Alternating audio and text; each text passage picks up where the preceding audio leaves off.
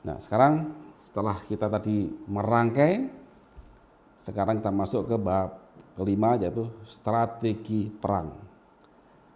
Ilmu yang kita pelajari kalau tidak bisa kita implementasikan, ya just sekedar ilmu, just teori. Buat apa kita belajar kalau kita nggak memahami? Tapi untuk bisa menerapkan dibutuhkan pemahaman yang cukup bagus, dan kita manusia dikasihkan akal, dan Allah sudah menjanjikan pada kita bahwa Dia akan ngasih ilmu kepada siapa saja asal mau membaca. Karena Allah sudah mau memberikan ilmu, pasti memberikan ilmu kepada manusia karena manusia tidak mengetahuinya. Nah, saya membuat suatu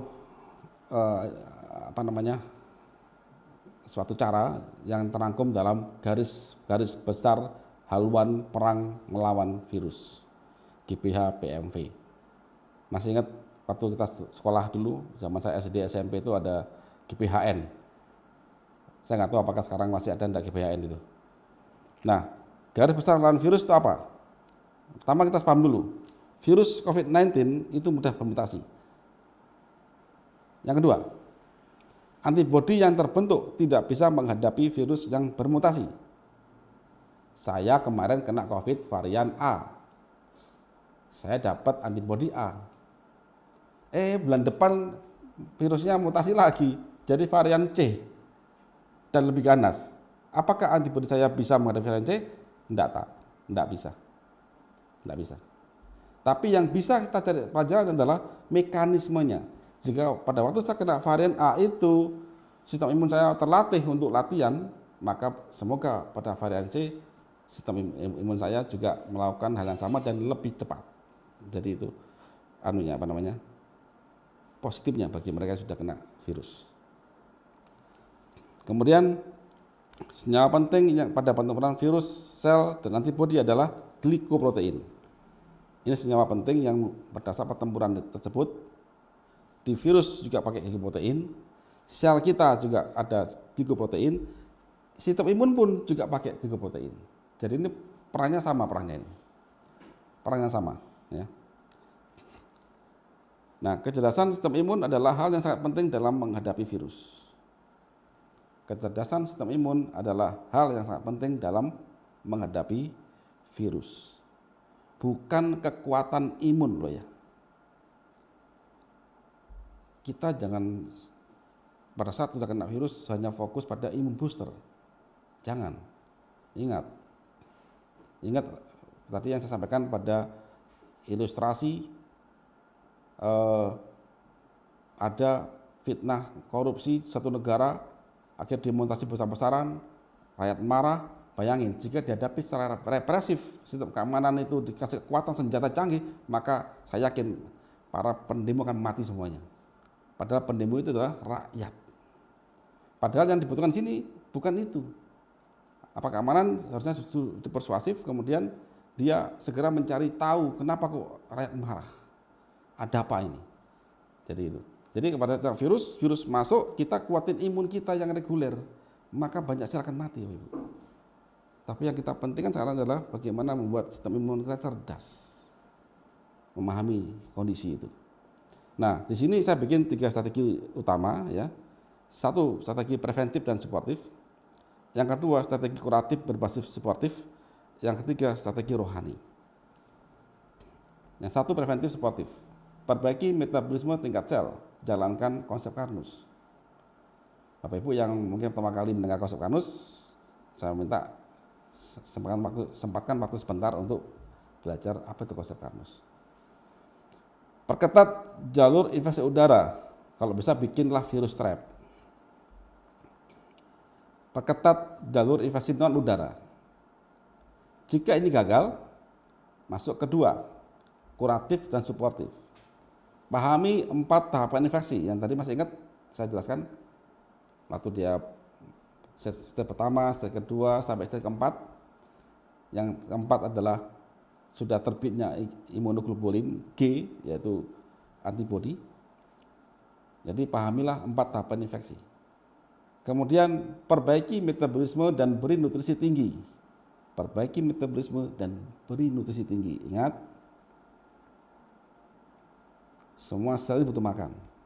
Pada saat negara kita kacau, semuanya butuh makan. Jika tidak ada sumber energi dalam satu negara ini, saya pastikan ini runtuh negara itu tadi. Kemudian redam DAMPS. Nah, pada materi 1 dan 2 dan 3 saya jelaskan apa itu DAMPS. Beri waktu autofagi dan percepat komunikasi antara dendrit dengan CD4 ke B sel, dapat IgM, dan terakhir dapat IgG. Target kita adalah dapat IgG ini. Itu target. Tapi kita minimalkan korban. Jadi kerjanya Intel harus cepat dan tangkap penyebabnya. Jangan biarkan rakyat menjadi sasaran, menjadi kematian tinggi. Jangan biarkan sel paru mati akibat dibunuh oleh makrofag. Karena apa? Karena sistem imun limfosit tidak cerdas atau lamban berpikir, sehingga dia gagal segera mencari antibodinya. Nah, kemudian yang terakhir, nanti yang ketiga ini benar dijalani dari awal, Ibu. Sabar, optimis, dan berdoa. Cuman saya taruh poin 3, tapi ini kita lakukan di awal. Berdoa, ya Allah, ya Tuhan, berilah kami keselamatan, beri kami petunjuk, sehingga kami bisa mencari jalan apabila kami menghadapi suatu infeksi atau suatu kejahatan, dan bila kami keselamatan. Dan yakinlah bahwa sistem tubuh kita sangat canggih, dan jangan takut dengan virus.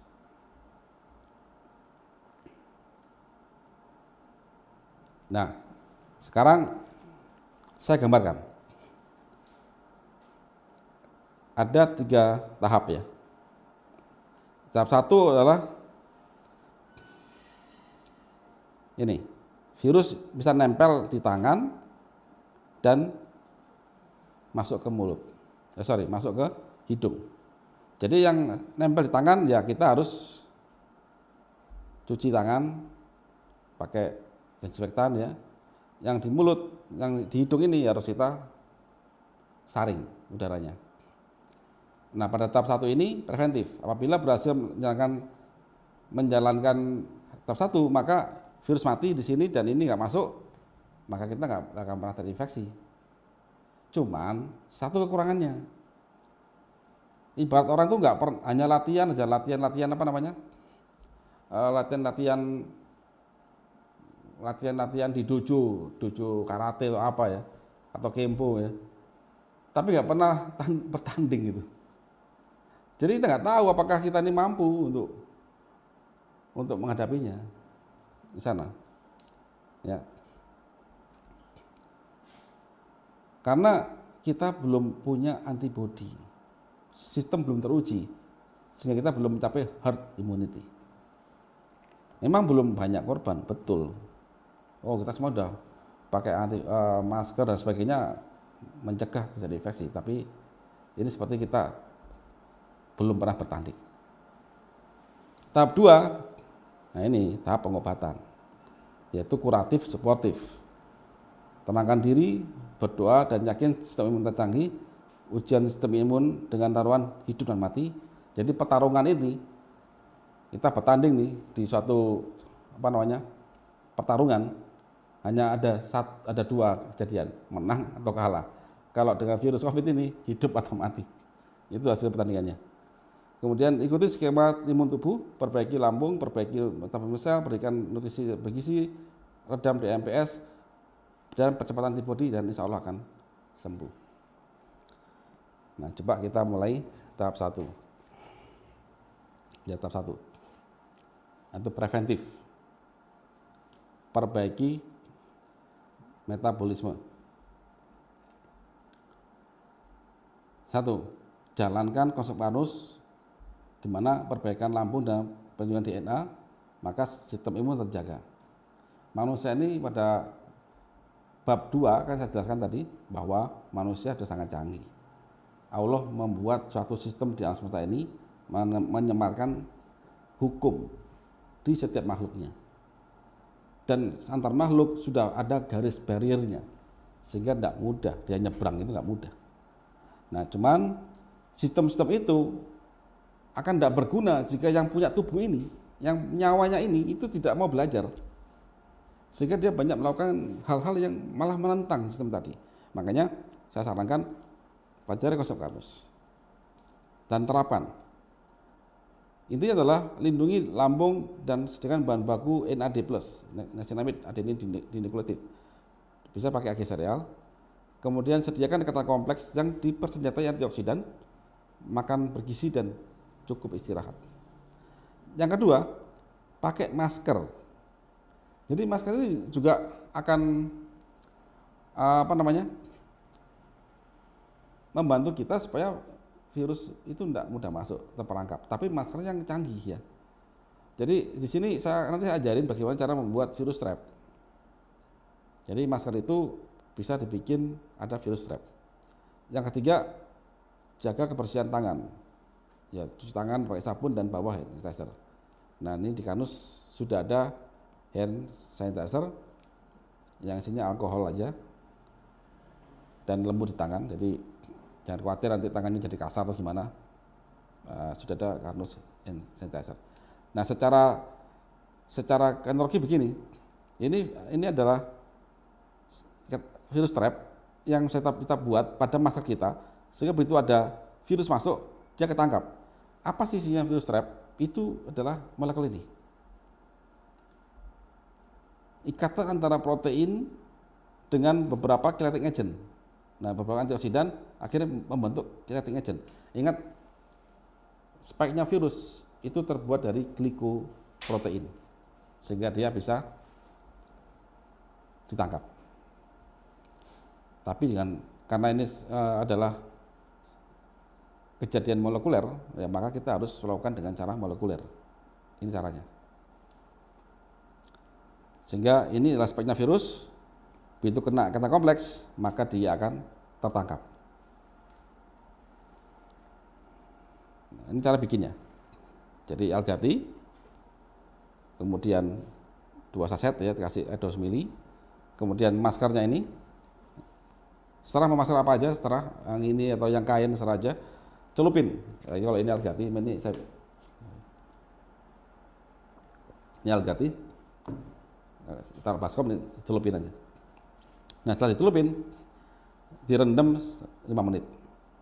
Setelah itu angkat dan tiriskan selama setengah jam.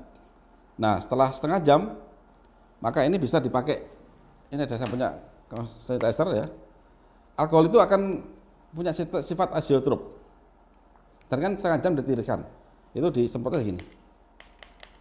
Kemudian tiriskan lagi, maka setelah kering bisa dipakai.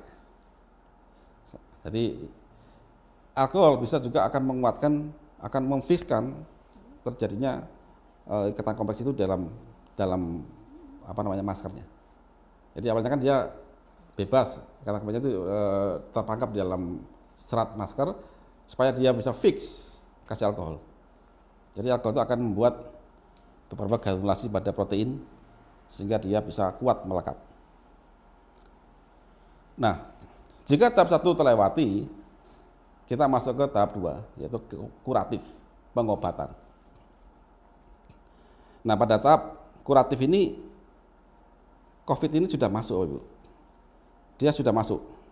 Yang pertama, dia di luar sel, jadi di dalam saluran nafas.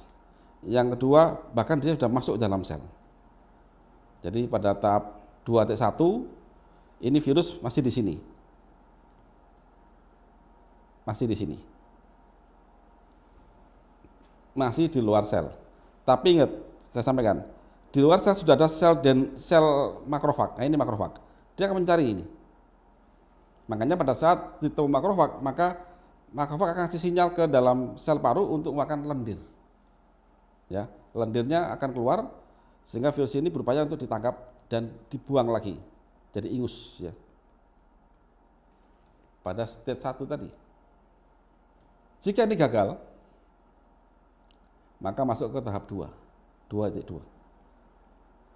Di mana virus sudah berhasil masuk dan dia berhasil mengacak-acak. Ini kan masih bagus nih ya. Dia sudah berhasil mengacak-acak jaringan ikat dari paru-paru. Maka timbul dendrit. Nah, ini dendrit ini. Tahap 2T2. Kemudian dendrit masuk ke limfosit, masuk tahap 2T3. Tahap 2T3 sudah ada antibodi awal. Prediksi. Terakhir tahap 2T4. Tujuan kita dalam waktu kena virus jangan sampai kita berhenti di sini akhirnya meninggal. Di sini meninggal. Tujuan kita adalah dapat ini.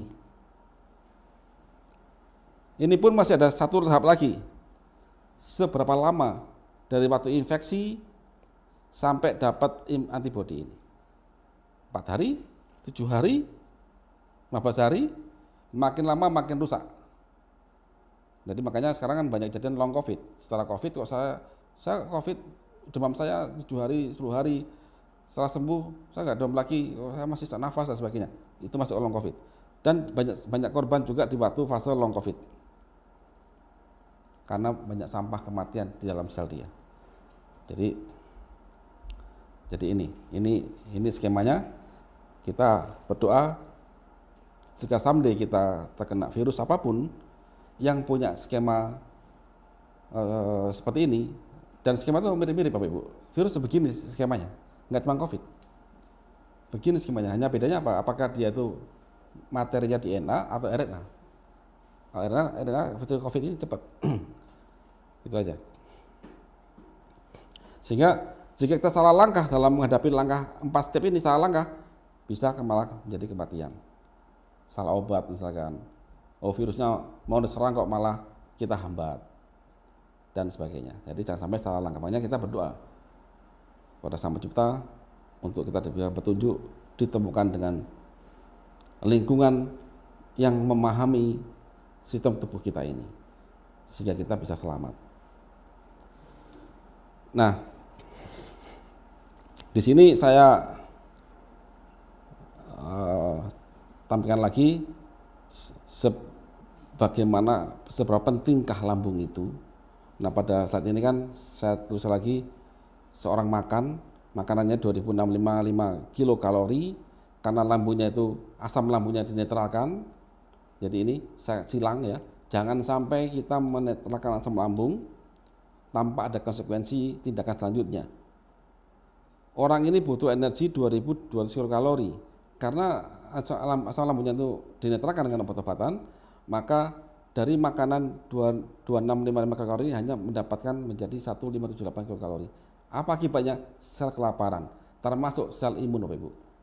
Sel imun kelaparan. Sel yang diserang kelaparan. Bagi sel imun dia akan lamban mencari antibodi. Bagi sel yang diserang virus jika kelaparan, maka dia gagal autofagi. Gagal melawan virus yang masuk ke tubuhnya. Sehingga apa? Akan makin fatal. Oleh karena itu, pastikan ada nutrisi sel sehingga terdapat energi pada setiap sel itu sehingga dia mampu untuk berperang. Maka jalankan konsep Karnus. Inilah inti dari konsep Karnus. Nah, saya overview lagi pada bahasan tadi yang pada materi bab kedua, saya overview di bab kelima. Ini paru-paru. Ini sel paru-paru ya. Saya zoom. Ini sel paru-paru. Di sel paru-paru mempunyai pintu masuk atau reseptor. Ingat, sel itu juga punya indera, punya pintu, karena dia berkomunikasi dengan sesama sel. Namanya reseptor. Ini reseptor, ya, ini yang merah ini reseptor. Jadi ini reseptor, ya. Nah, reseptor sel paru ini bernama PRRS sel paru, pathogen recognition receptor, ya, pathogen recognition receptor. Seperti kita punya panca indera. Panca indera ini akan menghubungkan tubuh kita dengan lingkungan sekitar. Jika ada maling, kita tahu. Jika ada orang yang penipu, kita punya indera ini. Oh, dia penipu. Mungkin seperti itulah. Nah, mata indera dari sel paru-paru ini ditujukan untuk mengenali ini. namanya patogen associated molecule pattern. Begini Pak Ibu, pada saat kita ketemu orang yang kita mencurigai, pasti ada bertanya, kenapa kok dia mencurigakan? Gerak-geriknya, pakaiannya, gitu kan? Nah, gerak-gerik dan pakaian itu yang ditimbulkan oleh seseorang yang kita anggap maling. Kalau dalam dunia perselan, sel kita ketemu sama virus atau bakteri, bakteri itu mempunyai gerak-gerik, punya aroma mungkin ya, punya tingkah laku, punya sinyal.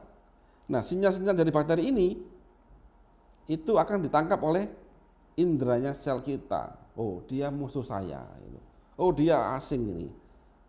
Begitu dia kena virus COVID-19 ini masuk, maka sel paru tahu sebenarnya. Kok sampai nggak tahu, berarti yang punya tubuh ini sudah sangat kacau. Selnya mungkin sel paru itu nggak pernah makan kali ya. Udah sakit-sakitan dia, komorbid mungkin dia. Sehingga nggak respon dia. Tapi pada dasarnya Allah udah ngasih indera itu ke semua sel kita. Nah, saya perbesar lagi. Oke, kita membuat analogi sel paru, satu sel paru ini kena virus, masuk virusnya ya. Nah, kemudian virus yang kena infeksi tadi akan mengeluarkan sinyal. Yang pertama adalah DAMPS. Apa itu DAMPS? Yaitu sinyal yang seperti sel minta tolong atau sel bilang ke pasukan imun bahwa saya terinfeksi. Apa singkatannya DAMPS? Yaitu Damage Associated Molecular Patterns. Itu DAMPS. Yang kedua, sel yang terinfeksi itu akan mengeluarkan interferon. Interferon itu banyak jenisnya. Di sini salah satunya interferonnya adalah dia akan ngasih tahu sel tetangganya. Ingat, paru-paru kan banyak sel Bapak Ibu. Tubuh kita ini banyak sel Bapak Ibu. 1 meter persegi, 1 cm ini berapa juta sel ini di sini. Banyak sel ini. Jadi satu sel kena, maka dia ngasih tahu tetangganya. Untuk apa tetangga kasih tahu? Kasih tahu tetangganya, tetangga, aku diserang oleh virus. Segera ente bikin pertahanan diri. Apa yang dilakukan oleh tetangga? Dia mengeluarkan mucin, mengeluarkan lendir. Jadi makanya pada tahap awal-awal kita akan ada lendir di paru-paru ya, flu gitu itu, ya kan? Lendir. Plus ada SIGE-nya, plus antibodi awalnya yang dikeluarkan dengan lendir itu. Kedua, yang ketiga adalah histamin. Histamin itu apa sih? Yaitu saraf, sel saraf yang terletak di belakang sel paru-paru. Jadi sel epitel ini punya, semua sel punya ada ujung sarafnya. Jika ada keserang maka dia akan ngasih tahu saraf. Sehingga kita merasakan demam, sakit, ngilu, itu karena histaminnya tertrigger ya. Nah, pada saat samaan juga, pada saat sel tadi keserang oleh virus, maka sel ini akan melakukan pertahanan terakhir, yaitu autofagi. Apa autofagi itu? Masih ingat tadi? Masih ingat jika kita kemalingan, maling masuk ke rumah kita dan kita bangun, apa yang terjadi? Saya yakin pasti kita akan mencari senjata untuk menghabisi maling tadi itu. Ya kan? Pentungan kah, pisau kah, atau apapun kah, itu kan? Di sel, kalau di dalam sel namanya autofagi. Nah, oke, lanjut lagi ya. Di luar sel itu ada sistem imun, pasukan imun namanya makrofag. Ini bentuknya. Apa analoginya? Seperti kita di perumahan, di luar pagar kita, di jalan-jalan kita itu ada patroli pasukan satpam. Dan mungkin polisi yang patroli tiap malam atau gimana, tiap sekian jam sekali. Nah, patroli ini apakah punya PRS? Punya indera? Ya punya dong. Jangankan sel imun, lah wong sel paru aja punya indera kok. Orang sipil saja bisa tahu itu orang jahat atau tidak jahat. Apalagi seorang polisi atau tentara. Dia pasti lebih tahu dari kita. Makanya dia akan begitu ada virus masuk ke sini, maka dia lebih tahu, oh ini pasti ada virus ini. Dia tahu ada patogen. Yang kedua, sel imun ini, makrofag juga tahu ada sel yang kena virus. Dia tahu. Maka makrofag ini diperbolehkan dalam undang-undang tubuh itu untuk memakan sel ini. Itu undang-undangnya. Lanjut kita sekarang, lanjut ya. Pada saat kita histamin ini tertrigger,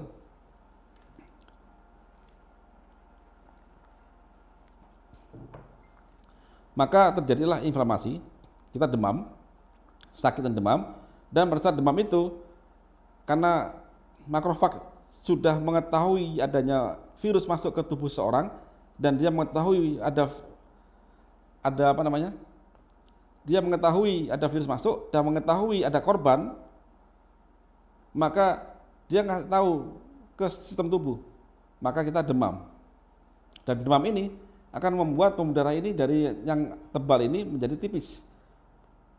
Dengan tipisnya pembuluh darah, maka banyak sel darah yang masuk ke tempat kejadian perkara. Apa analoginya? Pada saat ada kemalingan atau kebakaran suatu perumahan, satu tempat, maka orang akan lapor ke PMK dan polisi, maka semua jalan-jalan itu akan di sweeping, minta jalan supaya lewat pasukan PMK dan pasukan polisi untuk masuk ke TKP. Padahal TKP itu ada di perkampungan.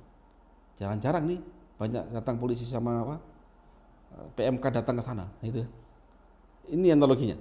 Jadi pada saat ada inflamasi ini, maka pasukan imun akan masuk masif. Namanya leukosit ya, masuk ke jaringan tempat kejadian perkara adanya virus. Jadi monositnya, namanya monosit, akan jadi makrofag. Jadi pasukan makrofag ini ditambahin lagi. Semakin banyak makrofag, maka virus yang dibunuh juga akan makin banyak, tapi sel yang terinfeksi yang dibunuh makin banyak. Karena ini masih liar, dia masih mencari-cari siapa yang menyebabkan ini, siapa yang. Jadi kalau ada kebakaran, maka begitu banyak aparat, maka akan banyak menangkapi orang-orang untuk diinterogasi. Siapa yang bikin kebakaran? Jika sampai nggak ketemu siapa yang kenapa terjadi kebakaran, maka akan terjadi banyak kebakaran dalam waktu akan datang. Nah, begitu. Ini analoginya ya, sekali lagi ini analogi. Nah, monosit ini, leukosit ini juga menjadi dendrit. Dia langsung mencari pasukan khusus, mencari patogennya, kemudian dimakan, ditangkap, kemudian diinterogasi. Jadilah dendrit. Apa tugas dendrit? Dia mengkorek informasi. Dia menghajar virus, kemudian diteliti, ditulis. Oh, bentuknya begini, warnanya begini, dan lain-lain. Hasil dari yang diteliti dia itu dilaporkan ke sel namanya limfosit. Nah ini, ada 2-3 jenis sel T sel, B sel, satu lagi sel NK, cuma NK nggak saya tulis, karena NK itu untuk kanker ya. Nah, sel T ini ada 2, T helper sama T killer. Nah bayangin Bu, pada saat dendrit lapor ke limfosit menerima laporan ini diterima oleh 2. 1 T helper, 1 T killer. Yang T helper langsung ngasih tahu ke B sel. B sel ini tempat bikin antibodi. Ibaratnya ini B sel itu adalah tempat orang berpikir. Serse, mungkin Intel, BIN berpikir dari data-data dari dendrit. Siapa orang yang bikin kebakaran ini? Bagi B sel, siapa? Virus apa ini? Virus apa? Apa tandanya ini? Supaya bisa ngasih tahu pasukan di luar sana. Tangkap orang dengan ciri ini. Itu tugasnya. Nah, dengan sel TK, ini sel T yang membunuh, dikeluarkan juga dia untuk membantu sel imun yang reguler, makin parah yang dibunuh. Dia membunuh sel paru atau sel apapun yang terinfeksi oleh virus. Di situ. Nah, Bapak Ibu, pada saat ini B sel dapat laporan dari sel T helper, dia mengeluarkan IgM, antibodi awal. Setelah IgM pun masih belum, berarti ini ibarat teori awal. Teori masih belum ketemu, masih besar, masih masih tanda tanya besar. Berarti belum mengkerucut siapa yang penyebab virus ini. Akhirnya waktu berjalan, akhirnya B-cell menemukan, oh ternyata yang virusnya ini adalah virus COVID-19, COVID dengan spike-nya adalah mungkin glisin, kemudian dengan glikoproteinnya dari glukosa, dan mungkin ada fruktosanya, ada uronic acid-nya, sehingga dia ketemu, oh dibikinlah antibodi ini akan menangkap, memberi tanda kepada sel imun untuk mencari dan menghentikan pembunuhan kepada sel yang terinfeksi. Jadi ini, pada saat kita ketemu antibodi G ini, selamat, Anda sudah memenangkan pertarungan. See you in next battle, nah, itu kan. Karena kita tidak pernah berhenti perang, virus itu akan ada terus. Jadi yang penting adalah kita tahu skema ini. Nah, sekarang masuk ke saya urutkan. Oke, kita ulang lagi. Kuratif stage 2.1. Kita awali kondisi dan gejala. Pada seorang yang terkena virus COVID-19 pada stage 1 ya, 2.1, berarti mana virus itu sudah masuk ke tubuh tapi belum masuk ke dalam sel. Dia mencari pintunya, yaitu SE itu. Apakah sel paru ini mengeluarkan sinyal? Nggak ada, karena belum ada masuk. Yang bagaimana respon imun? Yang tahu ini adalah orang-orang keamanan yang di luar rumah kita. Satpam, polisi tahu. Jadi di luar sel. Maka apa yang respon imun? Dia akan memerintahkan sel paru-paru untuk makan lendir. Lendir ini akan juga mengeluarkan SIGA. SIGA atas perintah siapa? Atas perintah dari sistem imun reguler, kayak makrofag kasih tahu di belakangnya sel paru itu ada B-sel yang di bawah epitel yang bisa memproduksi SIGA, antibodi epitel yang akan menghancurkan virus. Yang keempat, gimana gejalanya? Ya gejalanya ringan banget. Kadang-kadang mungkin kita agak beler itu aja. Atau agak nggak enak tenggorokan gitu. Kalau dia masuk ke pencernaan ya kita sebah, agak sebah gitu. Apa ya sebah bahasa Jawa? Pernah nggak ngalami saya makan sedikit kok sudah kenyang? Nanti makan sedikit sudah kenyang. Itu tandanya bahwa lambung kita penuh dengan lendir. Berarti ada infeksi. Kalau mau muntah, muntahkan aja, nggak apa-apa. Nah, apa solusinya? Yang satu, jika ada lendir di hidung, ya keluarkan. Bantu dengan minyak kayu putih, minuman hangat ya. Kemudian jaga kinerja lambung. Sistem imun harus kuat. Ingat, sistemnya yang harus kuat, bukan imunnya yang kuat, sistemnya. Jadi bikin SIGA itu naik, antibodinya A itu naik. Bagaimana caranya? Ya, satu, hindari obat penetral asam lambung.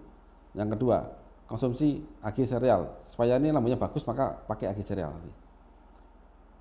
Atau nutrisi lain yang bisa merekonstruksi lambung. Jadi kalau ada pilihan selain agi, asal bisa membuat skema yang sama begitu, bisa pakai. Tapi di kardus pakai agi sereal. Kemudian makan kaya gizi, yaitu tinggi protein, telur, ikan, dan lain-lain. Makin banyak makanan yang kita makan, variasinya, jadi makin banyak variasinya makin bagus. Asal setiap makanan itu ada proteinnya, kaya protein. Terus hambat pergerakan virus. Nah, apabila sudah mulai tanda-tanda begitu, maka kasihlah dia chelating agent yang mengandung antioksidan untuk menangkap spike virus, sehingga gampang dibuang. Jadi virus itu ditangkap, kemudian ada lendir langsung dibunuh, gitu kan? Nah di sini bisa pakai Algati 3x1. Kemudian yang keempat, apabila langkah 1 dan 3 berhasil, maka virus gagal akan menginfeksi tubuh, maka sembuh. Jadi apabila langkah 1, 2, 3 ini berhasil, maka virus gagal masuk ke dalam sel, maka kita ya mungkin pagi hari agak flu dikit, sore dah selesai.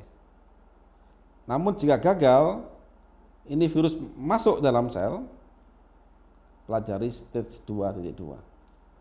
Nah ini ya, ini virus di luar sel, virusnya ini dikenali oleh makrofag, makrofag ngasih tahu ke sel imun, sel paru-paru untuk makan lendir. Ini lendirnya nih, nah, lendir ini, maka ketangkap nih virusnya ini. Nah dalam lendir itu ada IgA namanya, ini IgA, dia langsung membunuh itu si virusnya ini. Jadi gitu. Sangat canggih Bapak Ibu, tubuh itu sudah sangat canggih, asal kita tahu itu harus berjalan. Yang parah kan manusia nggak ngerti, sehingga dia nggak tahu dan dia bahkan melawan sistem ini, maka akan terjadi kehancuran. Nah, apabila stage 2.1 gagal, maka kita mau tidak mau masuk ke stage 2.2. Ini nggak bisa menghindar Bapak Ibu, nggak bisa menghindar. Apa terjadi pada stage 2.2 ini? Gimana kondisinya? Artinya virus ini sudah masuk Bapak Ibu. Ini masuk, masih ingat tadi? Maka sel yang kena virus itu akan mengeluarkan DAMPS, interferon, histamin. Interferon akan memerintahkan semua sel untuk mengeluarkan lendir. Jadi pada saat ini makin banyak lendir keluar, makin parah flu saya, makin hebat batuk saya. Dan sel yang kena infeksi ini akan melakukan autofagi, pertahanan terakhir, death or life. Nah, jangan lupa ini ada DAMPS. Maka sel imun makrofag ini juga akan membunuh dia, gitu kan? Nah jadi ini kronologinya. Dan demam, karena sudah histamin tertrigger, maka orang ini akan demam. Jadi virus sudah masuk dalam menginfeksi sel. Apa sel sinyalnya? Interferon ya, tadi sudah jelaskan. DAMPS, ya kan? Akan menjadi target makrofag untuk destroy, untuk dimakan ini. Dan histamin, yaitu sakit, demam, dan inflamasi. Nah pada saat ini itu Ibu, jumlah sel imun yang masuk ke lokasi meningkat drastis ya. Ini masuk banyak sekali peningkatan sel imun. Kemudian sehingga membuat potensi tinggi kematian pada sel yang terinfeksi. Kemudian hati-hati pemberian obat antiinflamasi. Hati-hati Ibu. Jangan sampai kita hanya fokus untuk menghambat terjadinya darah ini mengecil lagi, jangan. Karena dengan kita hambat inflamasi dalam pembuluh darah ini, maka jumlah monosit akan nggak banyak keluar. Terus apakah memang demam kita turun? Betul, nggak sakitnya itu nggak sakit. Cuman ingat, virus itu akan makin ganas membunuh sel kita. Kan pilihannya kan sel itu mati dibunuh virus, tapi virus bunuh itu dia beranak pinak, atau mati karena dibunuh oleh sel imun. Sel imun ini begitu ada sel terinfeksi, dimakan oleh sel imun. Supaya apa? Supaya nggak beranak pinak itu virusnya. Nah, tapi kalau ini tidak dikendalikan pembunuhannya dan kita tidak ngasih kesempatan sel untuk melawan diri, autofagi, maka sel mati juga banyak. Jadi kita harus berimbang di sini, Ibu. Inilah fungsinya kita belajar. Maka yang bisa kita lakukan untuk meredam inflamasi adalah ininya kita hambat di DAMPS. Jadi ini yang kita hambat. Nah, nanti kita bahas lagi next ya. Saya lanjut, bagaimana imun respon? Ya, jelas makrofag dan sel imun akan membunuh sel terinfeksi karena ada DAMPS ini. Kemudian virus juga akan dibunuh. Tambah pasukan monosit banyak ini, ya kan? Autofagi juga berjalan, tapi kalau autofaginya lambat, ya dibunuh oleh sel imun lagi gitu kan. Nah, apa gejalanya? Demam, batuk, keluar ingus, tensi cenderung naik, nadinya mulai naik, badan sakit semuanya, cepat lelah. Gejala ini mulai dari pertama dan semakin meningkat. Bagaimana solusinya? Yang pertama adalah catat, rekor. Saya mulai demam hari apa? Itu langsung hitung hari ke-1. Yang kedua, siapkan alat oximeter, tensimeter, termometer. Yang ketiga, keluarkan lendir sebanyak mungkin dengan bantuan minyak kayu putih dan sejenisnya. Air panas, kasih minyak kayu putih, orang Jawa itu dikup ya. Jadi kita hirup panas, nanti ya keluar semua itu. Yang keempat, lindungi lambung. Ingat, jangan sampailah kita hindari virus ini masuk ke lambung kita atau ke sistem pencernaan kita. Tambah berat Bapak Ibu. Ini kalau sampai kena lambung atau usus kita, Seperti kita perang, logistik kita itu dibom. Kita berperang nih, tapi logistik kita, makanannya prajurit, senjata prajurit itu dibom semuanya. Ya pasti akan kolab, Bapak Ibu. Logistik manusia itu ada di sistem pencernaan. Tanpa sistem pencernaan, nasi pecel, nasi rawon itu nggak ada gunanya. Karena sel nggak doyan pecel, nggak doyan rawon. Di situ. Maka lindungi dia. Itu makanya kita butuh AG ini. Dan makan banyak protein sebagai senjata dari sistem imun. Dan sel untuk regenerasi sel. Kemudian hambat pergerakan virus dalam darah. Hambat pergerakan virus dalam darah. Redam DAMPS. Redam ini, Anda redam ini Bapak Ibu. Carane, nah inilah butuhnya Algati ini. Naikin ke 7x1 dan bantu kurkuma 2x1. Ini boleh pakai apa namanya? Kurkuma itu temulawak atau kunir, digeprek aja. Campur di Algati, kasih air panas, sudah minum aja. Kemudian cek suhu tubuh.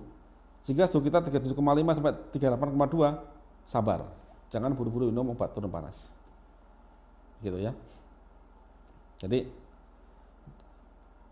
jika dari 82 ke atas, oke, berarti turun panas yang ringan, kayak paracetamol dan sejenisnya. Saya biasanya kalau saya pernah ngalamin kena COVID 3 kali ya, tapi ya nggak parah-parah amat sih, biasa saja ya, kayak flu itu. Jadi saya hampir tidak minum obat turun panas. Saya pernah 1-2 hari saya minum turun panas, cuma separuh aja, cukup itu, dan cepat turun. Jadi suhu itu kan peran penting. Kalau kita blok sampai kita tekan histamin itu, maka nggak ada perlawanan. Sel kita bisa dibunuh oleh sel imun kita. Sel kita akan banyak mati akibat virus, dan dia beranak pinak. Karena percuma aja turun panas ya turun, naik lagi, turun lagi, naik lagi, turun lagi, begitu. Jadi kita harus bijak di sini. Makanya fungsi Algati ini meredam tadi, meredam DAMPS. Panas boleh, nggak apa-apa. Tapi kita batasin sampai suhu 40 derajat. 39 lah, sudah 39 sudah harus turunkan di setting 38. Biar ada perlawanan. Pada hari kedua atau ketiga setelah gejala awal, cek lab. Amati aja, ada lengkap ya. Leukositnya bagaimana? Jika leukosit itu tetap atau agak turun dikit, maka ya mungkin virus sudah. Jika leukosit naik, berarti itu ada kemungkinan ada tambahan bakteri, maka pakai antibiotik. Cuma antibiotik Bapak Ibu harus dengan pengawasan dokter. Jadi ini konsultasi dokter. Jadi saya berangkat begini Bapak Ibu. Ibaratkan kita ini pencinta mobil ya. Mobil itu kalau waktu saya sayangi, pasti saya akan cerewet ke montir, ke bengkel lah. Saya nggak mau masa percaya dengan bengkel, tapi saya mau diskusi. Nah, demikian juga dengan kita dengan teman-teman apa namanya pengobatan, baik itu terapis atau dengan dokteran, kita sebagai mitra, kita bertanya, kita boleh dong diskusi. Tapi Anda yang diskusi juga harus belajar. Jangan banyak tanya kok tapi nggak ngerti ilmunya gitu loh. Jadi anggapnya kayak seorang mencintai kendaraan, dia pasti belajar tentang kendaraan dia dan lebih dalam, sehingga dia bisa diskusi lebih matang, sehingga bisa tahu bagaimana konsekuensi dari setiap step perbaikannya. Nah, makanya di sini kita diskusi dengan teman-teman dari yang berhak untuk ngobatin. Nah kemudian swab tes PCR dan PCR. Jadi jika PCR negatif tapi ada gejala demam dan sebagainya, ya jangan, oh saya negatif, oh jangan, belum tentu. Karena tes PCR juga belum bisa menjustifikasi bahwa Anda kena virus atau tidak. Jadi ini harus dikombinasi dengan klinis ya, gejalanya dan data lengkap ini. Nah, target stage 2.2 apa sih? Lahirnya dendrit. Lahirnya informan yang ngasih informasi ke limfosit. Nah, lahirnya ini apakah dengan lahir dendrit langsung sembuh? Tidak. Ini baru dapat data awal dikasih ke BIN. BIN masih proses. Nah, kesembuhan itu tergantung dari BIN tadi, apakah cepat dia membuat untuk antibodi. Kalau BIN-nya itu tidak pinter, lamban, ya banyak mati itu di masyarakat. Nah, makanya ayo kita redam di AMPS. Give time to autophagy. Kasih waktu sel ini untuk melawan virus yang masuk ke dalam tubuhnya. Sekali lagi ingat Bapak Ibu, autofagi itu sel sel paru-paru itu melawan virus yang masuk ke dalam tubuhnya. Ibarat kita kemalingan, kita akan melawan maling tadi di rumah kita. Pada saat melawan, apakah Anda butuh makan enggak? Bayangin, Anda nggak makan sekian hari, ada maling masuk, mau melawan gimana? Orang ngangkat tangan saya nggak sanggup, apalagi memukul gitu kan. Makanya pada saat pastikan semua sel dapat makan, sehingga dia bisa melawan. Bukan dengan justru malah kita menghambat makanan atau makan diet aneh-aneh itu, nggak usah. Kemudian makanlah banyak gizi tadi. Karena apa? Untuk autofagi sel ini butuh makan, butuh energi. Kemudian yang 9, optimis dan berdoa semoga dendrit lahir sejak hari ke-1 dan jumlahnya cukup. Jadi saya bayangkan hari pertama saya gejala, semoga pada hari itu saya sudah keluar dendrit, sehingga besok saya sudah ada IgM, lusa ada IgG, hari keempat saya sembuh. Begitu. Jadi berdoa. Sekarang masuk ke tahap stage 2.3. Pada tahap ini Bapak Ibu, dendrit lahir ya, dan dia akan ngasih tahu sistem limfosit. Nah, bagaimana kondisi gejalanya? Pada saat ini replika virus dan pembunuhan sel terinfeksi virus terus berlangsung. Korban makin banyak, baik korban akibat virus maupun korban akibat makrofag membunuh sel yang terinfeksi. Bagaimana sel signalingnya? Sel yang terinfeksi mengeluarkan sinyal, yaitu tetap jaga interferon, mucin makin kental, makin banyak yang mengeluarkan lendir. Kemudian di MPS ya, target makrofag, dan ini makin banyak, ini makin banyak di MPS-nya, sehingga makrofag ini langsung banyak bunuh juga, dibantu oleh pasukan dari monosit ini makin banyak, gitu kan. Kemudian histamin ya, sakit demam makin tinggi. Nah, jumlah sel imun masuk ke lokasi infeksi makin tinggi, dibantu oleh CD8 akibat ini. Nah, ini dendrit lapor ke limfosit, ada 2 sel ini, T helper sama T killer, tambah dia membunuh ke sini. Wis, T killer itu sangat sadis, T killer itu. Nah, hati-hati lagi membuat obat anti inflamasi, jangan sampai kita sistemik yang hormonal ya, kayak steroid dan sebagainya itu sembarangan. Itu bahkan teman-teman dari dokteran yang ngasihkan ya, tapi kita boleh bertanya kenapa kok kasih ini, kayak gitu. Jadi ini bisa bertanya. Ingat, ini diskusi ya, kita berpikir. Saya tidak menjustifikasi mana yang salah, mana yang benar, enggak. Kita berpikir, sama-sama berpikir, ini peperangan. Kita coba ikutin alur tubuh kita. Kemudian yang ketiga, imun respon. Makrofag, sel imun, dan CD8 membunuh sel terinfeksi dan virus. Waktu yang makin lama akan membuat kematian makin tinggi. Nah, ini dendrit plus T helper ya, dendrit plus T helper ini dia bolak-balik ini ngasih tahu. Ini ibarat informan ngasih tahu BIN. Bos, ini ciri-cirinya. BIN ngasih tahu IgM. Dicobakan. Gak mempan nih, salah orang nih. Nah, si dendrit terus ngasih tahu terus ini. Oh, ternyata virusnya begini gitu loh. Ya kan? Pada tahap 3 ini masih keluar IgM aja, belum antibody, masih antibody awal saja. Masih teorema awal saja. Apa gejalanya? Demam makin tinggi, mucinnya makin naik dan kental. Nah, pada saat ini ingus tidak keluar Bapak Ibu. Kadang orang salah terima. Wes, aku udah demamku turun akibat dia minum turun panas. Terus aku sudah nggak flu lagi kok. Belum tentu Bapak Ibu. Karena pada masa sampai stage 2-3 itu saking kentalnya itu nggak keluar, tapi dia numpuk di paru-paru. Kemudian indera penciuman sudah mulai terganggu pada saat ini. Detak jantung makin naik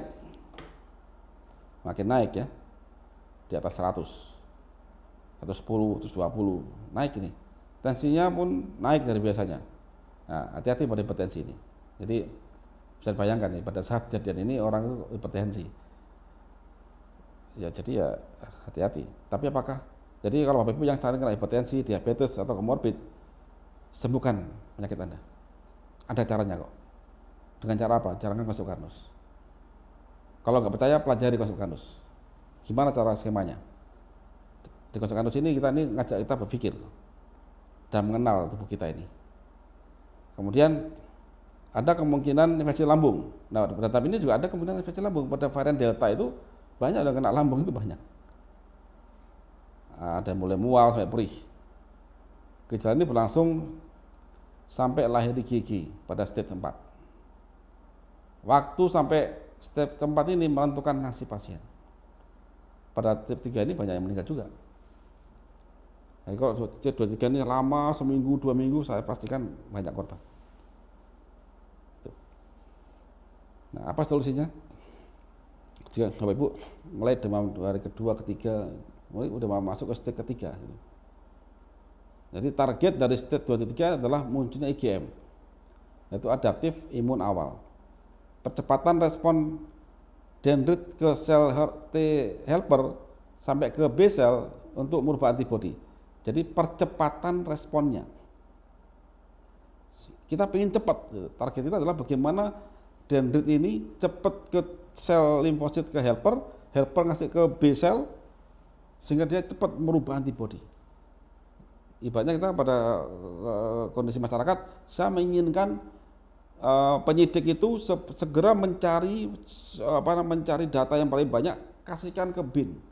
BIN biar segera mencari konklusi dan mencari suatu perumusan bahwa ternyata ini penyebabnya, begitu. Gitu ya. Nah, sampai itu bisa mengeluarkan antibodi, inilah waktu berharga bagi pasien tadi. Kemudian CD8 sudah lahir. Ada sel killer, T killer yang dahsyat dari sel limfosit. Maka kita redam kerusakan sel akibat sel imun yang attack di MPS. Kita redam kerusakan sel imun sel terinfeksi ya, akibat sel imun yang menyerang sel terinfeksi dengan kode DAMPS. Ini kalau terus-terusan Bapak Ibu akan ada badai sitokin. Pada tahap ini itu menentukan jika badai sitokin masif, banyak korban meninggal. Nah, support sel terinfeksi, autofagi, replika virus terhenti. Jadi pada tahap ini kita juga akan mensupport sel terinfeksi untuk melakukan autofagi. Jadi setelah kita redam di MPS sehingga sel terinfeksi itu dikasih kesempatan untuk dia melawan, menghentikan apa namanya? Ininya, menghentikan replikasinya. Yang kedua, keluarkan lendir banyak mungkin dan minyak kayu putih dan boleh dibantu obat-obat pengecet dahak. Silakan boleh dibantu oleh ada batuk ya, mulai batuk sakit di paru-paru, batuk sakit itu berarti lendir mulai kental. Mulai dibantu dengan nebulizer dan obat-obatan yang menunjang. Nah, ini tetap butuh obat-obat kimia. Nah, silakan konsultasi dengan dokter Anda. Yang ketiga, lindungi lambung, usahakan jangan sampai terinfeksi. Nah, di sini kita minum AG3/1 dan makan banyak protein. Hambat pergerakan virus dalam darah, redam DMPS, dan netralkan sitotoksik sel imun plus CD8 dengan algati plus kurkuma, sama aja.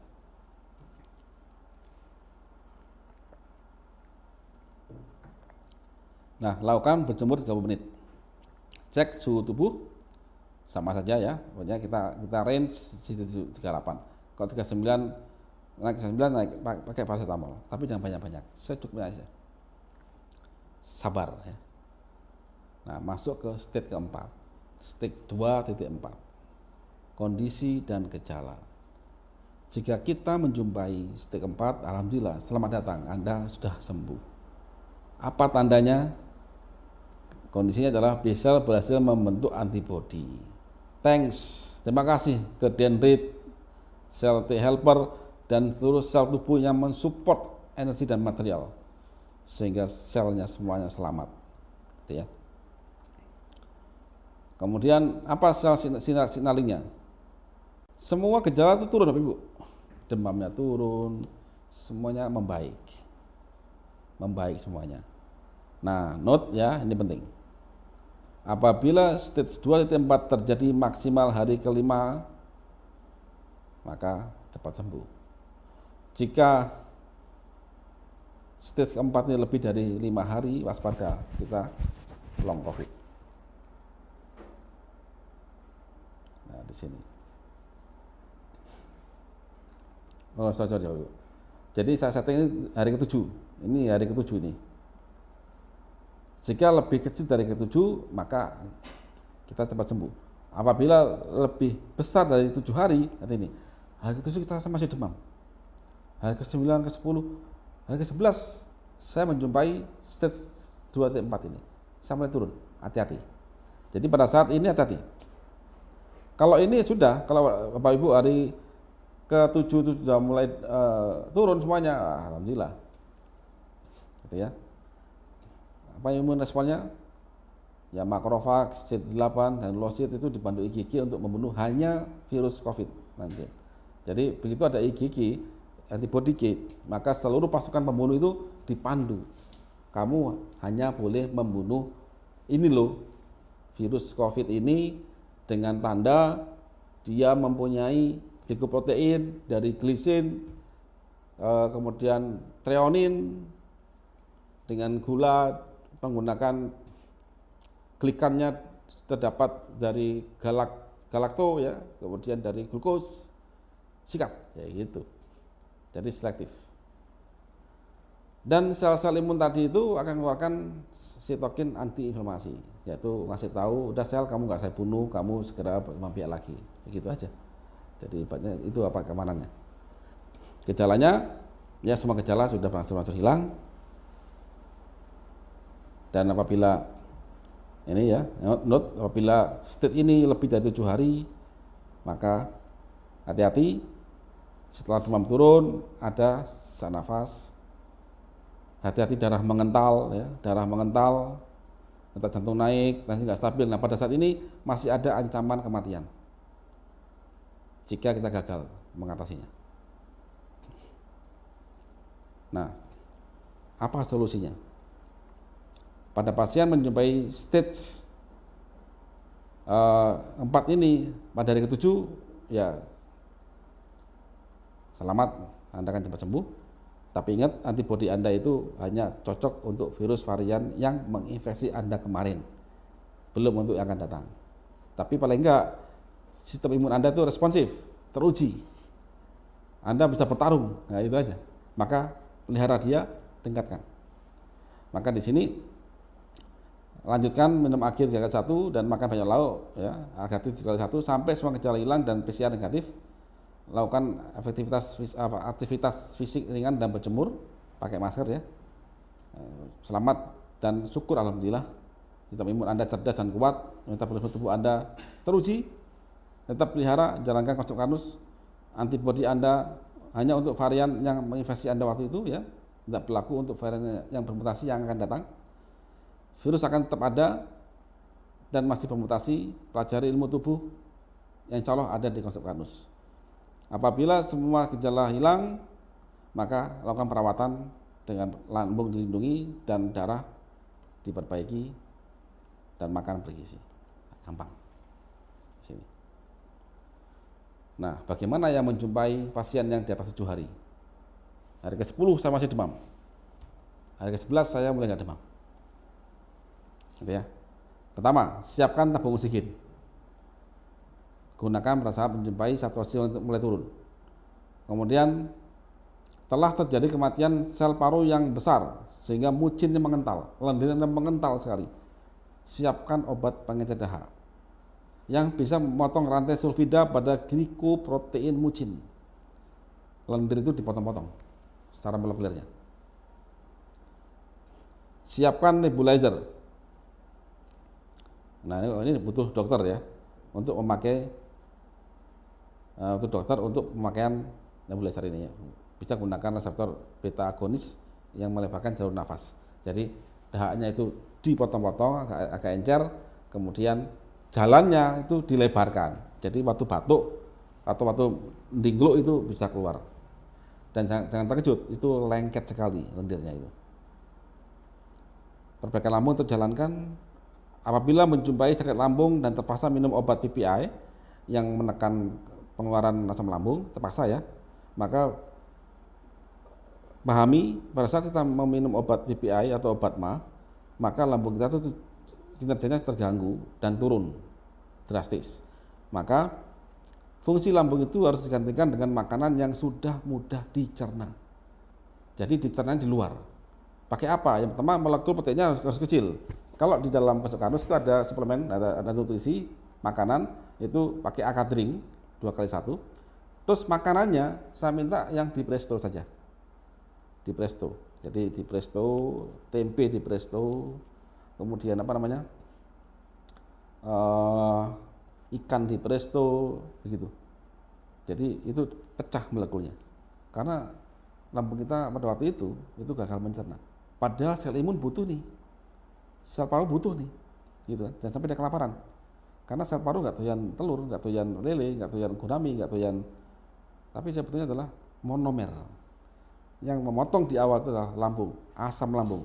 Pada saat kita kena lambung, kemudian kita meminum obat penurun kinerja asam lambung dengan obat mah dan sebagainya, maka harus dikompensasi dengan makanan, dengan menu yang sudah kecil molekulnya.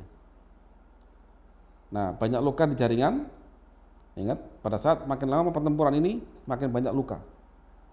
Nah, darah itu dikasih Allah itu tugas untuk nutup luka tadi. Akhirnya apa darah itu? Darah mengental akhirnya, kan dia nutupin. Jadi, amati. Padahal Bapak Ibu luka di tangan, kan dia pasti nutup. Nutup dan ada merah-merah ngental gitu ya. Trombin ya, protrombin, dari trombin dan sebagainya itu, fibril ya. Nah, itu saking banyaknya, itu akhirnya darah itu akan mudah mengental. Dan ini menjadi ancaman bagi pasien ini. Darah itu tugasnya mengambil oksigen. Waktu mengental dia nggak sanggup mengambil oksigen. Sehingga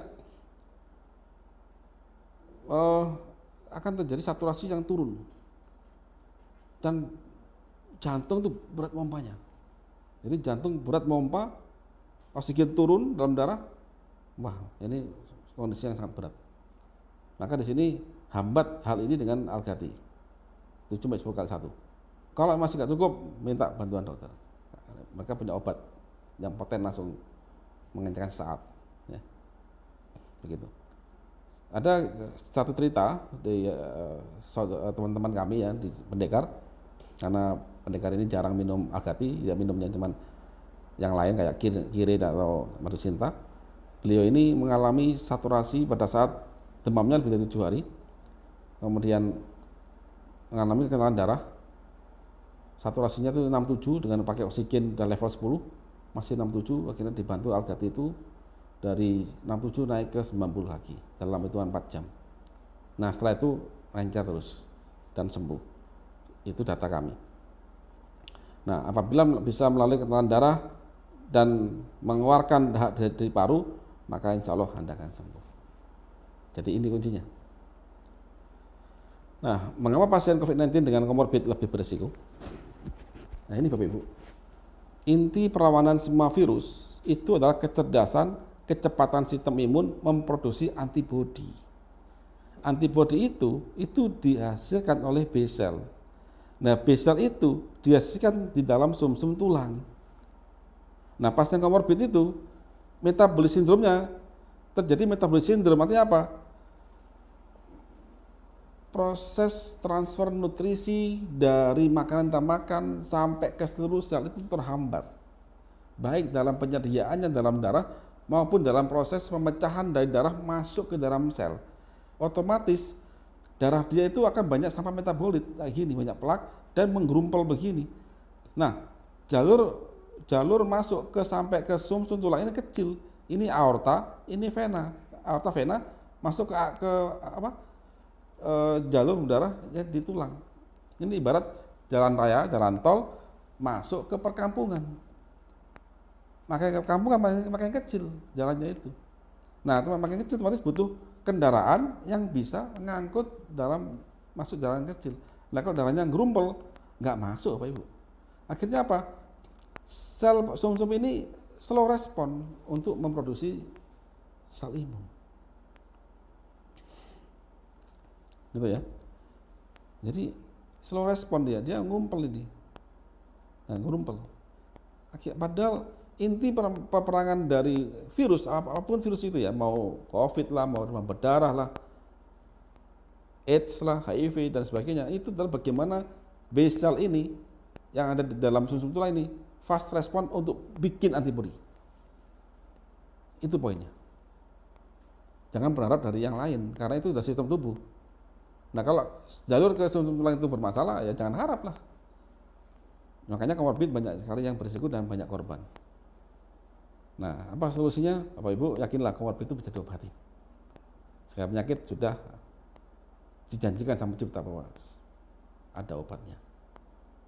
Nah ini, saya dapat kiriman dari pendekar dari Solo, Pak Fauzi Ujang ya, kemarin yang telepon sama saya, nyampaikan Pak Iwan ini ada semangat kita untuk lebih belajar karena ada hadis dari Nabi Muhammad SAW bahwa sudah ada. Jadi sebenarnya Allah telah menurunkan penyakit dan obat, dan Dia menjadikan setiap penyakit ada obatnya.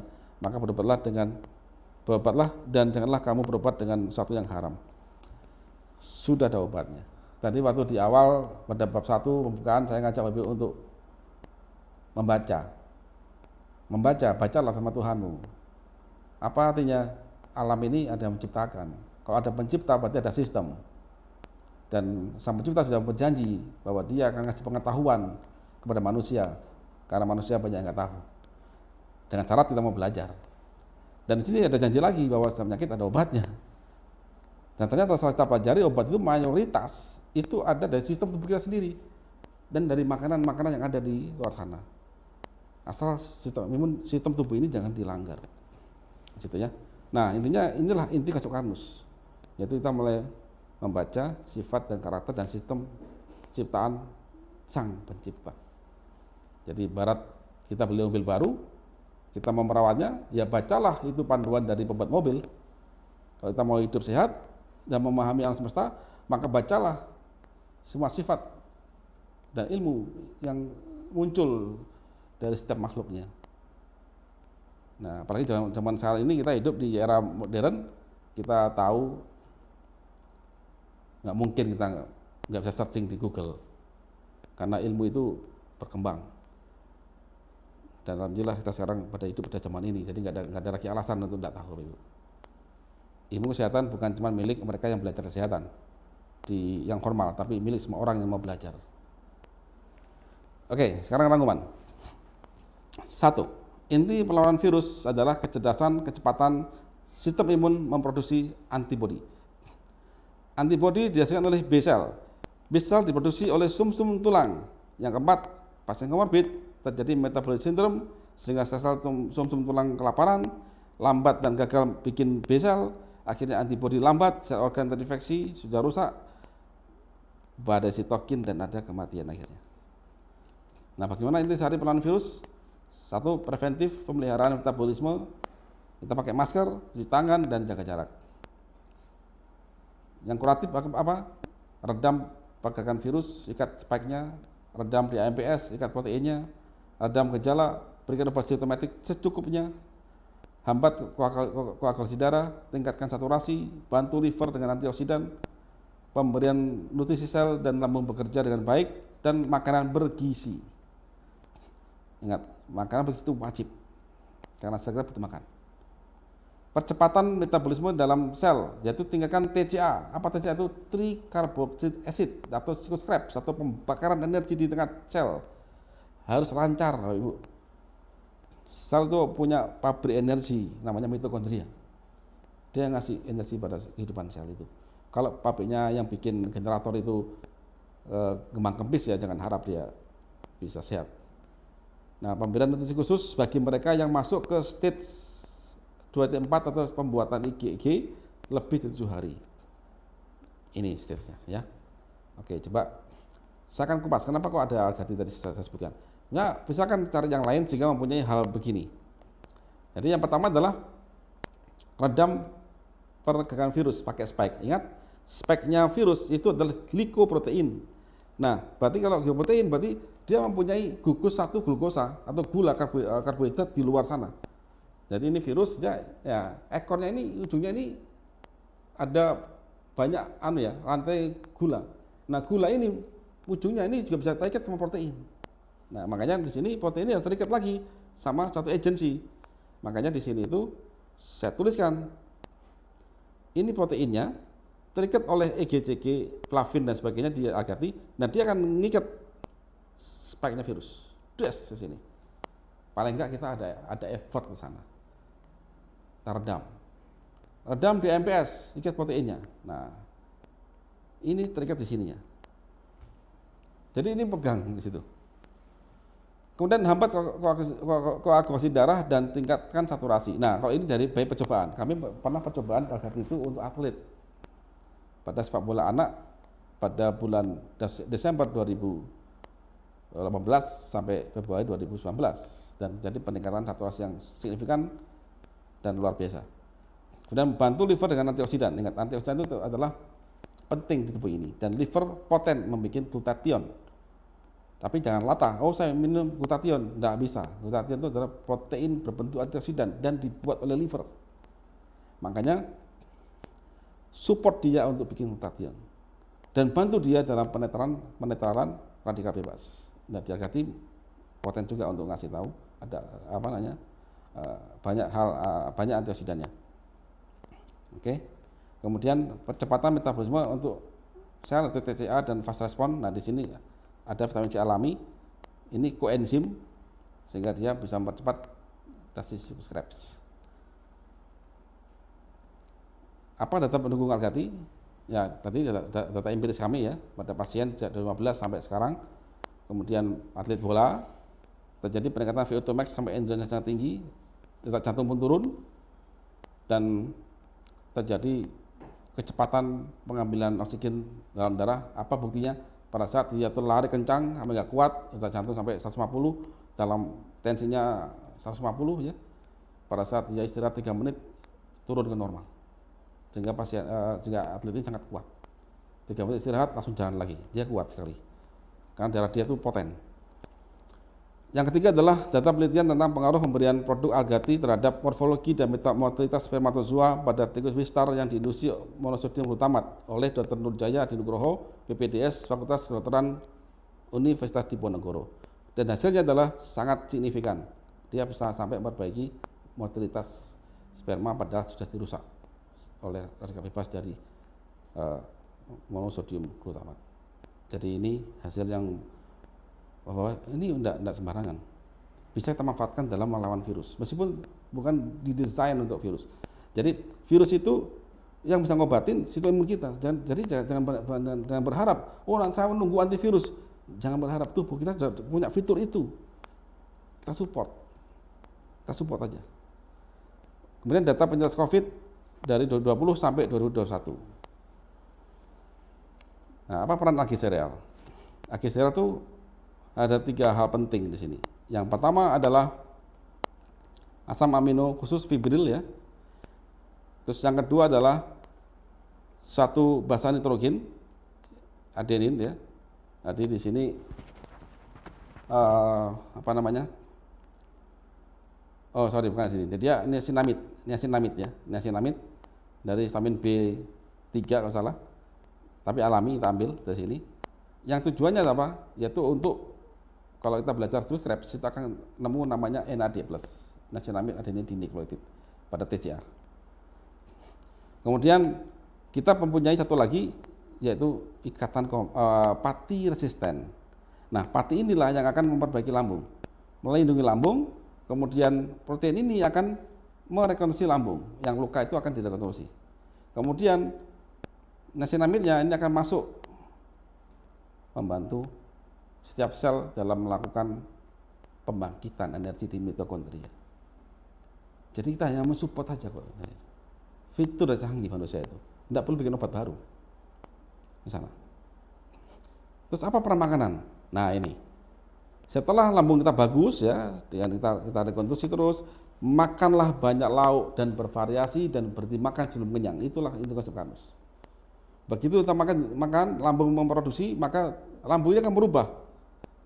Nasi jadi glukosa, protein dari paru-paru ini kalau paru ya ini ya, jadi asam amino, tempe dan telur jadi asam amino, lemaknya ini ya lemak itu trigliserid akan jadi free fatty acid dan gliserol.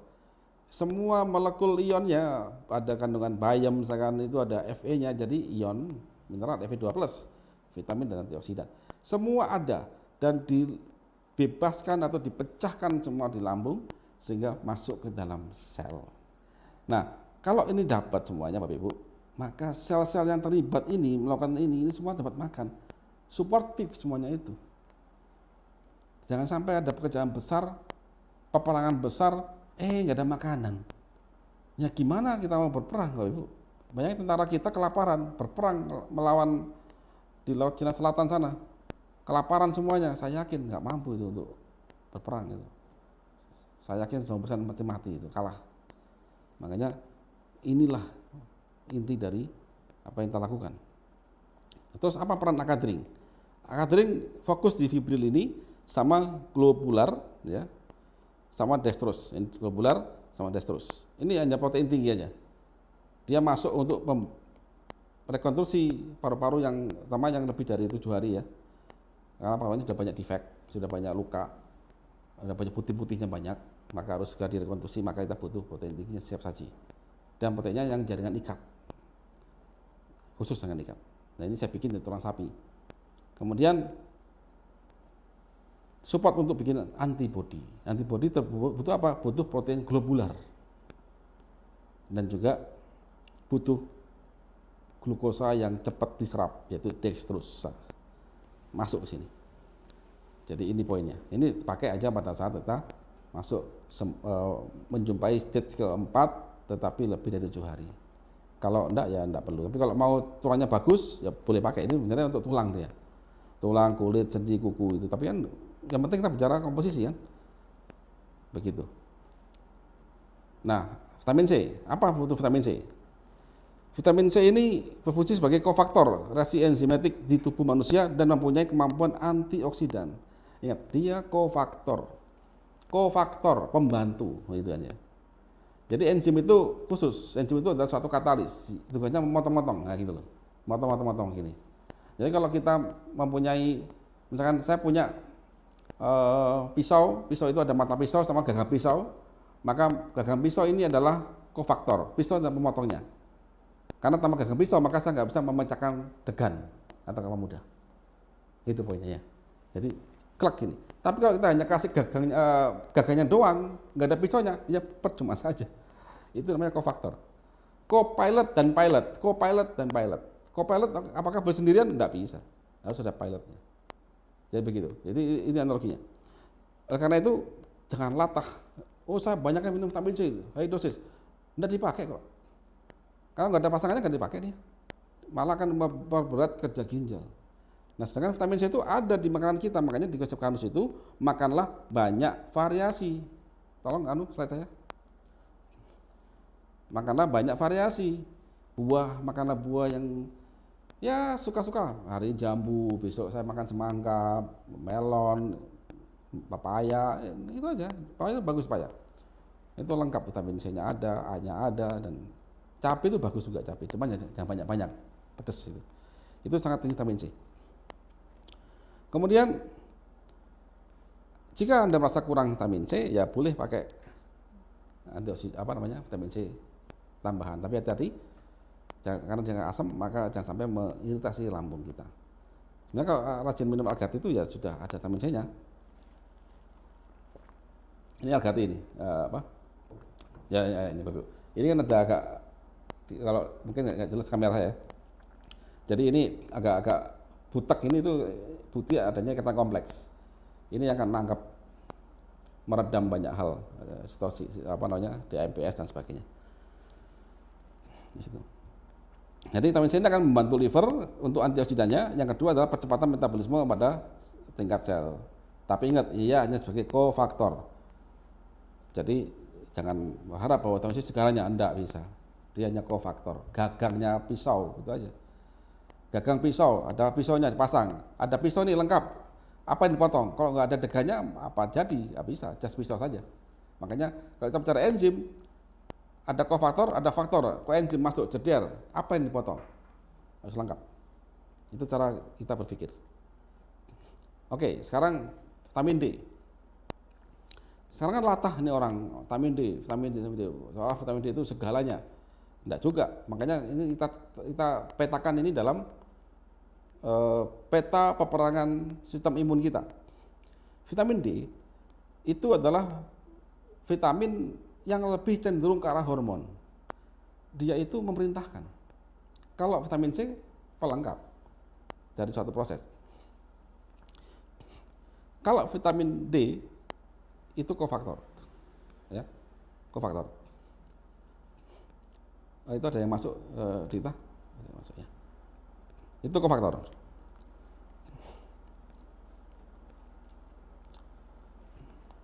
Nah, coba kita bahas vitamin D. Vitamin D itu adalah vitamin yang terbuat dari kolesterol. Nah, alhamdulillah bagi mereka yang suka makan kambing, daging kambing, daging ayam, daging onta, ya, daging sapi, ya, itu kolesterol, ya. Kolesterol itu jangan dibikin jahat, jangan. Manusia butuh kolesterol. Makanya saya sampaikan, lambung itu penting sekali karena dia akan menentukan. Jika dia nggak beres kinerjanya, jadi lambung sehat itu bukan lambung nggak sakit, bukan. Lambung sehat itu lambung yang bisa asam. Kalau kita sakit lambung minum obat mah, apakah sembuh? Tidak sembuh. Itu justru mengurangi, membuat lambung tidak bekerja.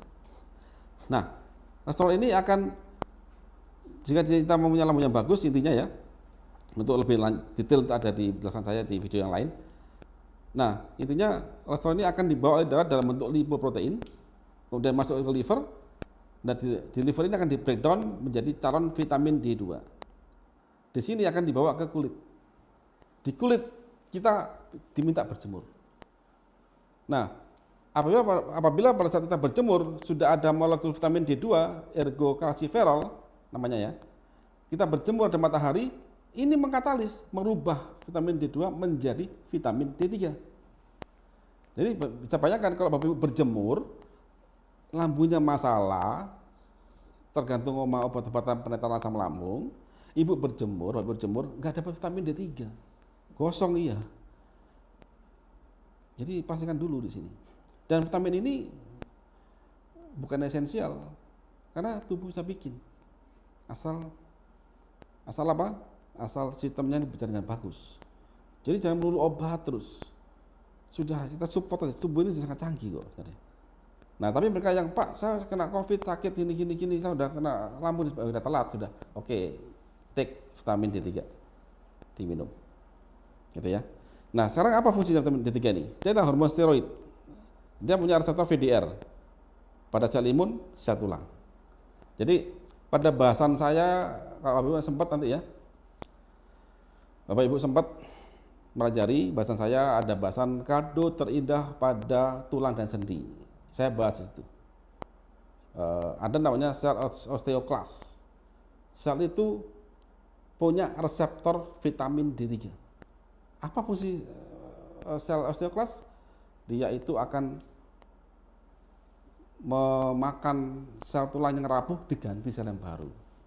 Itu osteoklas. Jadi begitu sel imun tadi, osteoklas itu mendapatkan perintah vitamin D3, dan di tubuh Anda itu ada kalsium, fosfat, dan kolagen, 3 hal tadi masuk, maka dia mencari tulang yang lemah, kemudian diganti yang baru.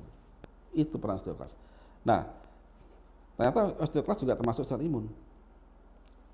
Sel imun yang lain juga punya vitamin D3 reseptornya. Maka dengan vitamin D3 ini, maka akan mengasih tahu percepatan respon dari monosit ke dendrit menuju B sel. Di situ. Hanya itu fungsinya dia. Bukan segalanya dalam melawan virus. Jadi masing-masing fungsi itu kita kumpulkan, kita sinergikan. Ini perang, Bapak Ibu. Perang itu tidak mungkin cuma masukkan di luar infanteri aja, tidak mungkin. Itu butuh intelijen, butuh macam-macam. Ini big war. Jadi pahami betul di sini. Dan tubuh itu sudah sangat canggih, support dia. Jangan lawan dia. Nah, ini vitamin D3 ya, sekelas vitamin D. Semoga bisa masih pencerahan di dalam masalah vitamin D. Nah, saya berandai-andai, Bapak Ibu. Seandainya kita semua menjalankan langkah sederhana ini, yaitu satu, mau memperbaiki metabolisme tubuh sampai ke tingkat sel. Dengan cara apa? Perbaiki atau rekonstruksi fungsi lambung dengan konsumsi pati resisten dan kolagen tipe 3 dari tulang sapi, dan merubah makanan menjadi nutrisi sel. Hindari obat atau minuman penenang asam lambung, hindari, kecuali terpaksa sekali, tapi jangan berhenti di situ. Begitu Anda sakit mah, oke, nggak kuat minum obat penenang lambung. Setelah itu, langkah perbaikan. Jangan tergantung terus, bermasalah nanti itu. Pastikan nutrisi sel tersedia dengan cara makan banyak lauk, bervariasi, berhenti makan sebelum kenyang, lindungi nutrisi sel yang diangkut oleh darah dari risiko oksidasi dengan kompleks dan antioksidan. Hindari makanan yang dimodifikasi, pahami apa makanan yang bukan makanan manusia, pahami, itu ada ilmunya. Itu saya bahas pada video-video saya yang lain. Bakar lemak, membakar lemak itu enggak seperti lemak dibakar seperti itu, enggak, itu ada mekanismenya, enggak mudah itu, dari trigliserid menjadi asam lemak dipotong-potong dengan beta oksidasi dan lain-lain. Kita harus pahami itu. Makanya saya minta di Kanus belajarlah. Ilmu itu enggak akan berhenti dan pasti berguna ilmu itu, baik diri kita sendiri maupun dengan orang lain. Pastikan tubuh cukup istirahat, berpikir positif dan selalu bersyukur. Itulah inti konsep Karnus, Bapak Ibu. Jika mau menjalankan ini, mau berpikir aja, maka metabolisme tubuh akan berjalan normal, penyakit degeneratif bisa dicegah dan insya Allah bisa sembuh. Jadi diabetes atau keturunan, tidak tentu, Bapak Ibu. Kanker keturunan, tidak tentu juga. Itu kan? Tidak bisa sembuh. Loh, sudah ada janji bahwa segala penyakit itu ada obatnya. Kita mau nggak berpikir?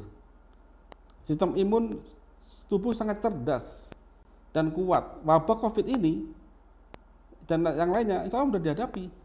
Jika kita melakukan hal ini ya, perbaiki sistem secara menyeluruh ini, komprehensif, maka insya Allah tidak mudah kita jadi korban pada virus-virus, entah itu virus alami atau virus buatan manusia. Saya yakin sistem manusia itu sangat canggih. Jika ada manusia jahat yang berusaha membuat virus atau senjata biologi, tidak semudah itu, kecuali ditembakkan langsung. Kita kasih asam sulfat misalkan, seperti siapa dulu KPK itu Novel Baswedan, kasih air keras ya langsung luka. Virus langsung ditembakkan, atau bakteri E. coli, Hextrain langsung dikasihkan kita, langsung kita diare parah, itu baru bisa. Tapi yang virus seperti ini nggak mudah, Ibu, karena manusia sudah punya pertahanan. Nah, Bapak Ibu, terima kasih atas kesediaannya ikut Zoom kami ya. Semoga apa yang saya sampaikan bermanfaat, dan apabila ada salah kata saya mohon maaf. Jika benar itu adalah dari Sang Pencipta, jika salah itu adalah kesalahan saya sebagai manusia. Jadi saya kira ayo kita sama-sama belajar, mau belajar, semoga kita semua nanti diberi keselamatan dan kesehatan oleh Sang Pencipta. Demikian.